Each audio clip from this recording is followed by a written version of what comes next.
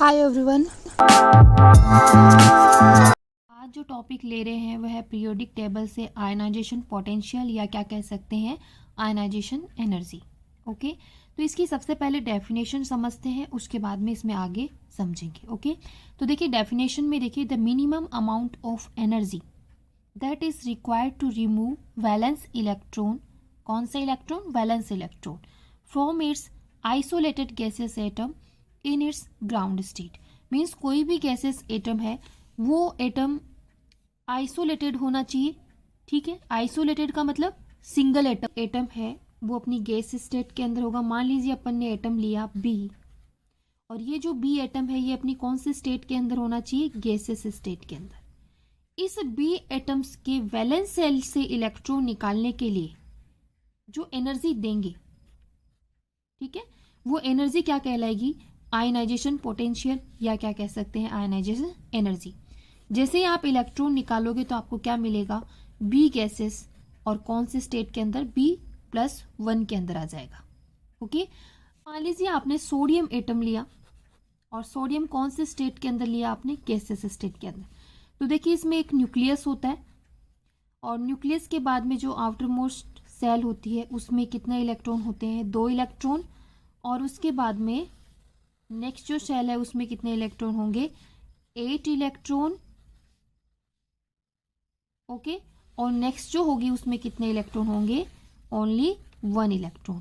तो ये जो सेल है इसको कहते हैं अपन outer most cell, outer most cell. इस सेल से आपको क्या करना है, इलेक्ट्रॉन को निकालना है। तो इस इलेक्ट्रॉन को निकालेंगे तो आपको क्या करना पड़ेगा, यहाँ पे इसको एनर्जी देनी पड़ेगी। ठीक है, तो जितनी ज्यादा एनर्जी दोगे उतना ही आपका आयनाइजेशन पोटेंशियल ज्यादा होगा। ओके, और एनर्जी कब ज्यादा दोगे, जब ये जो आउटर मोस्ट इलेक्ट्रॉन है ये न्यूक्लियस के साथ में इसका अट्रैक्शन ज्यादा से ज्यादा हो, तब आपको ज्यादा एनर्जी देनी पड़ेगी। अदरवाइज आप मिनिमम एनर्जी में भी क्या कर सकते हो, इलेक्ट्रॉन को रिमूव कर सकते हो या निकाल सकते हो। ठीक है, तो ये जो एनर्जी है ये ही क्या कहलाता है अपना ionisation potential. Okay, ionisation potential है ये एक एंडोथर्मिक प्रोसेस है,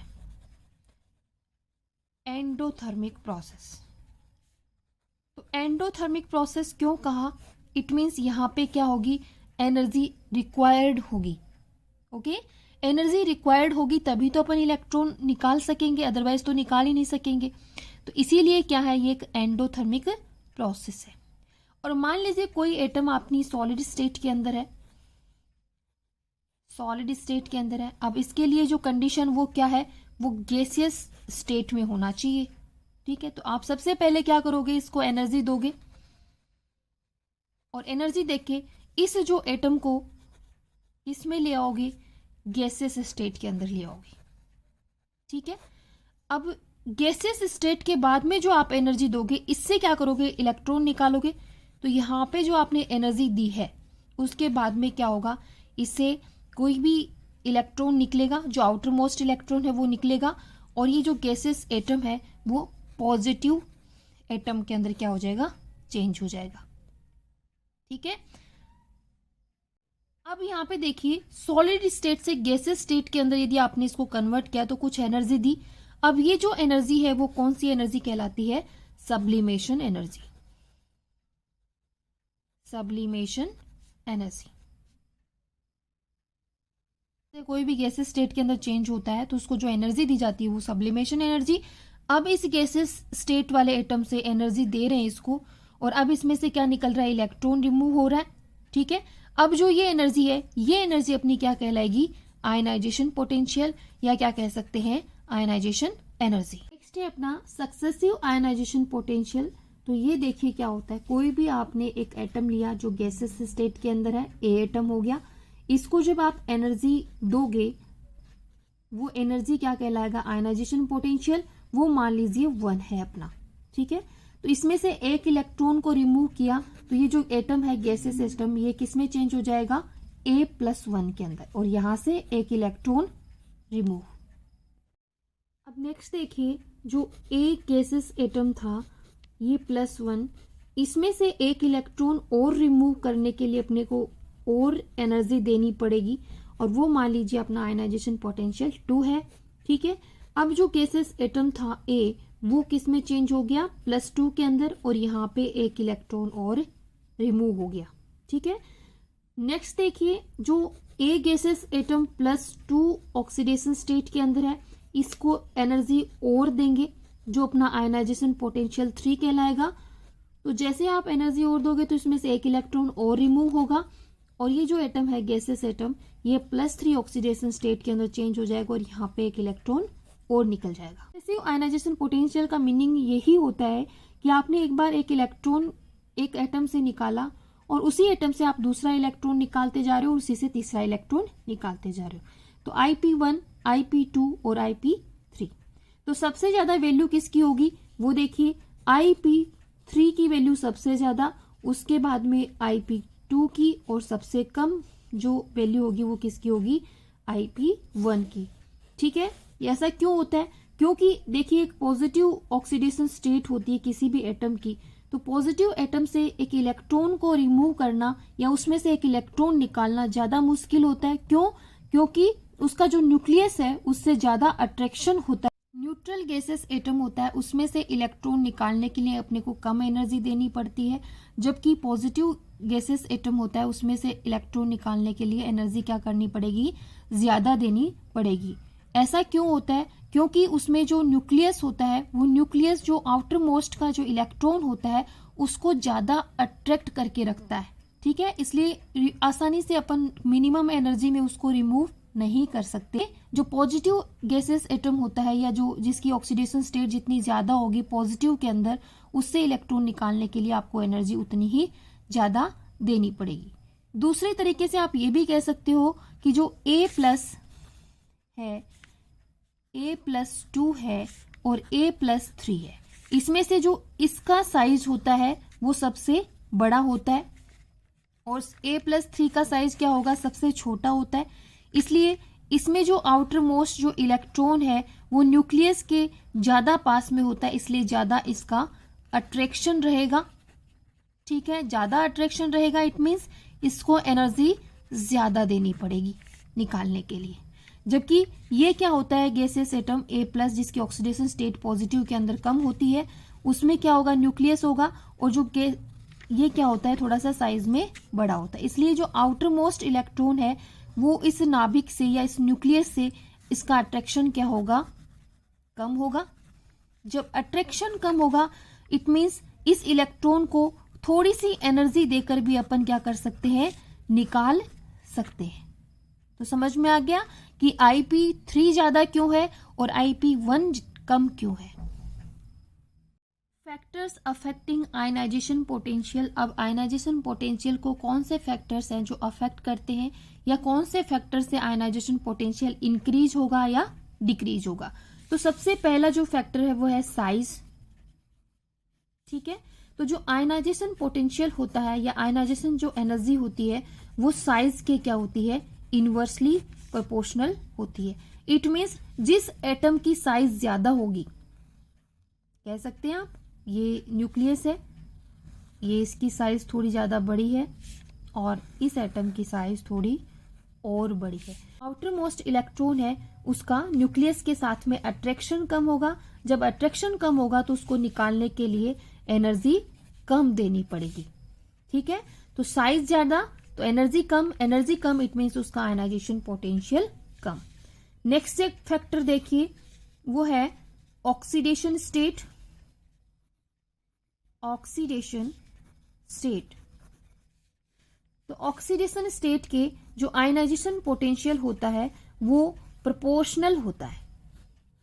ठीक है, इट मीन्स जिसकी ऑक्सीडेशन स्टेट जितनी ज्यादा होगी उसका आयनाइजेशन पोटेंशियल ज्यादा होगा।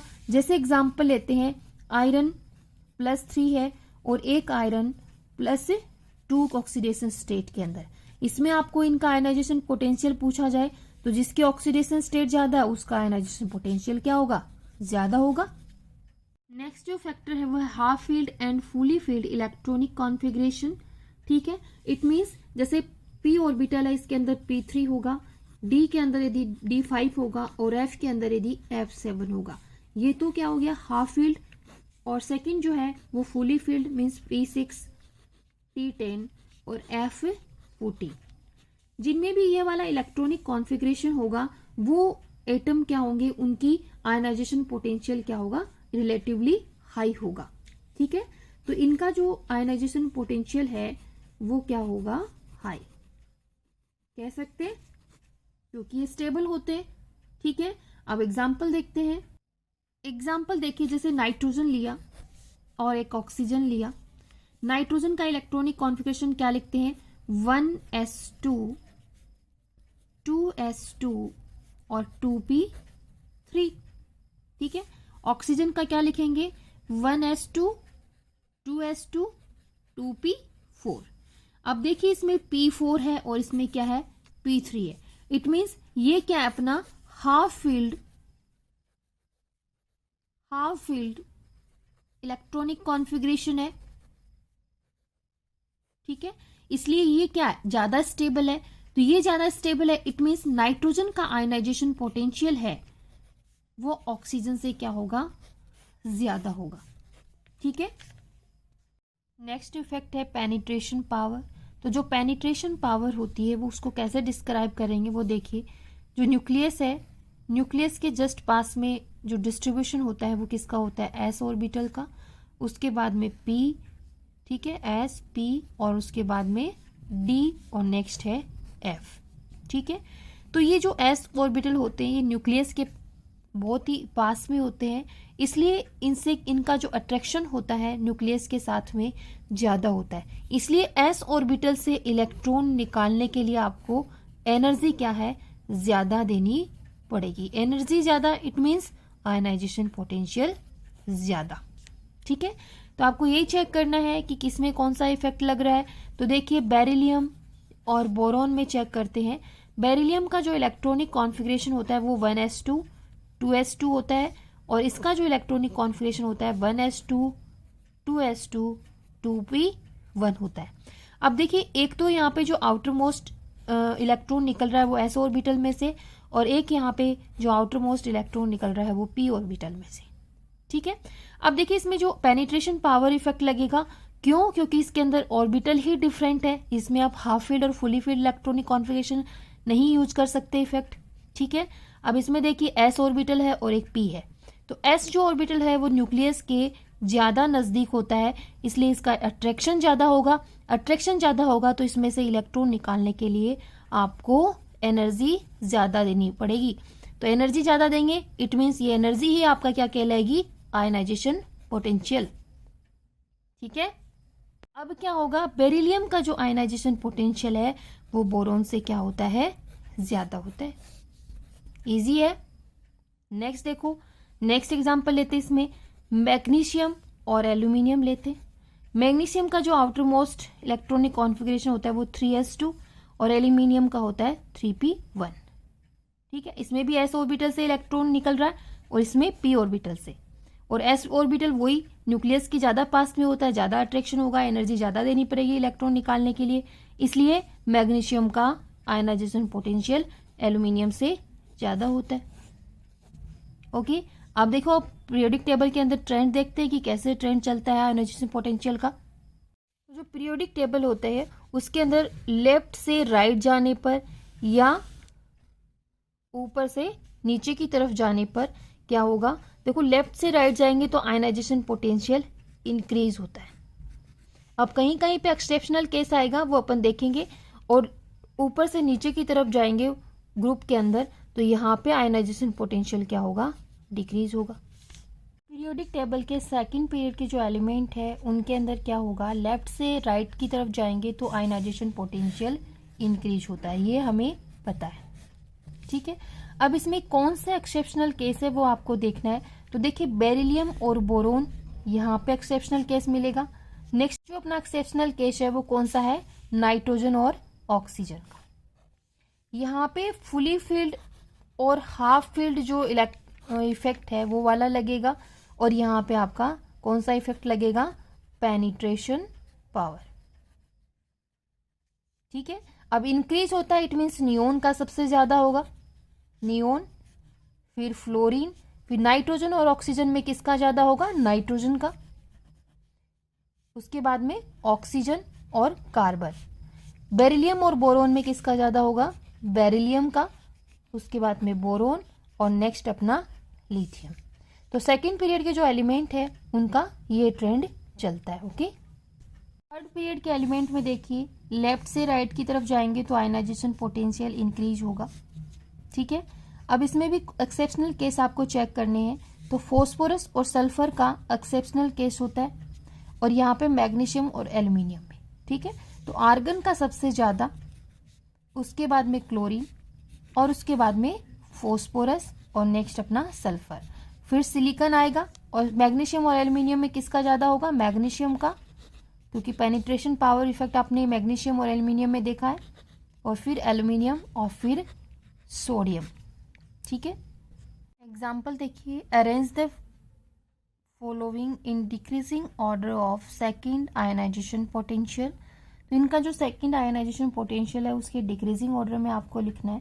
तो एक लिखने का तरीका क्या है, ये सॉल्व करने का तरीका क्या है क्वेश्चन को, वो आपको देखना है। ठीक है, तो देखिए जब भी आप इस क्वेश्चन को सॉल्व करोगे तो सबसे पहले यदि आपको सेकंड आयनाइजेशन पोटेंशियल पूछा है तो क्या करोगे, आप एक एटॉमिक नंबर इसको पीछे लिख लोगे। यदि आपको थर्ड आयनाइजेशन पोटेंशियल पूछा हो तो 2 एटॉमिक नंबर आप क्या कर लोगे, इनको पीछे लिख लोगे। ठीक है, तो 1 एटॉमिक नंबर इनको क्या करना है, आपको इन एलिमेंट्स को पीछे लिखना है। ठीक है, तो बोरोन से पहले क्या आता है? बेरिलियम, तो इसको क्या लिखेंगे? बेरिलियम बोरोन को। कार्बन से पहले कौन आता है? बोरोन, कार्बन को क्या लिखेंगे? बोरोन। और नाइट्रोजन को क्या लिखेंगे? कार्बन। ऑक्सीजन को क्या लिखेंगे? नाइट्रोजन। और फ्लोरीन को क्या लिखेंगे? ऑक्सीजन। ठीक है, अब इस ऑर्डर को क्या कर लेंगे, अपन अरेंज कर लेंगे, किसमें? आयनाइजेशन पोटेंशियल के ऑर्डर में अरेंज कर लेंगे। ठीक है, तो देखिए इसमें सबसे ज्यादा किसका आयनाइजेशन पोटेंशियल होता है? नाइट्रोजन का। नाइट्रोजन के बाद में ऑक्सीजन का, ऑक्सीजन के बाद में कार्बन का, और फिर बेरिलियम का, और नेक्स्ट अपना बोरोन का। ठीक है, ये अपन एक एटॉमिक नंबर पीछे लिखने के बाद में ये जो ऑर्डर है वो लिखा है। अब आपने नाइट्रोजन को क्या लिखा, वो आपको वापस सेम टू सेम वैसा का वैसा इस ऑर्डर के अकॉर्डिंग लिखना है। तो नाइट्रोजन का सबसे ज्यादा है तो आपने नाइट्रोजन किसको लिखा था? ऑक्सीजन को, तो क्या लिखोगे? ऑक्सीजन। ऑक्सीजन किसको लिखा था? फ्लोरीन को, तो यहाँ पे क्या आएगा? फ्लोरीन। कार्बन किसको लिखा था? नाइट्रोजन को, तो ये नाइट्रोजन। बेरिलियम किसको लिखा था? बोरोन। और बोरोन किसको लिखा था? कार्बन को। ठीक है, तो ऑक्सीजन, फ्लोरीन, नाइट्रोजन, बोरोन और कार्बन, तो ये अपना सेकेंड आयनाइजेशन पोटेंशियल का क्या हो जाएगा? ऑर्डर हो जाएगा। तो आंसर क्या है? ठीक है, ये हो गया अपना आंसर। इसी तरीके से आपको थर्ड आयनाइजेशन पोटेंशियल दे तो सबसे पहले 2 एटॉमिक नंबर उन एटम्स को पीछे लिख लोगे, उसके बाद में उनका ऑर्डर लिख लोगे, और फिर ऑर्डर लिखने के बाद में आपको वापस वैसे ही अरेंज करना है जैसे वो पहले थे, कि आपने बोरोन को क्या लिखा, कार्बन को क्या लिखा, नाइट्रोजन को क्या लिखा, ऑक्सीजन को क्या लिखा, फ्लोरीन को क्या लिखा। ओके।